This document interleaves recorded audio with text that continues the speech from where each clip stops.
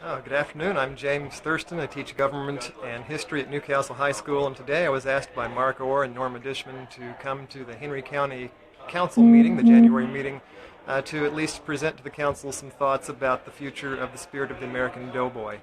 And the first thing we did was we talked about how the statue was one of many that were created throughout the 1920s and 1940s, and each one of them has a unique spot in our county. And other counties and locations throughout the nation. There's 38 states that have them, and so it is a very important local landmark. And we just tried to, even though the park board has made their decision about moving the statue and they have good intentions for it, we just tried to impress on the council at least to start a dialogue, perhaps that we could reach some sort of compromise, because there's still the possibility that we could both preserve the doughboy in its original location and also solicit funds and have a community effort to create something of a new value at the front of the Smith building for 2018. And one of the concerns that people had was that the doughboy statue in its current natural setting, where it's been since 1929,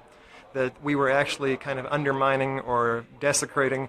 what had already been created by our ancestors to kind of reappropriate it and repurpose it for something else rather than do our own unique thing. So there is hope, perhaps, that while the doughboy is being restored, which the park board and local leaders should get full credit for, because it's a very valuable thing to do, the reality is, though, that we still have a chance for compromise, and it would be ideal if when we have November 11th, 1918, that we, the 100th anniversary, I should say, that we could bring everybody together and we have both a preserved doughboy and something new that we can leave as good stewards of the past and also leave something for future generations to enjoy,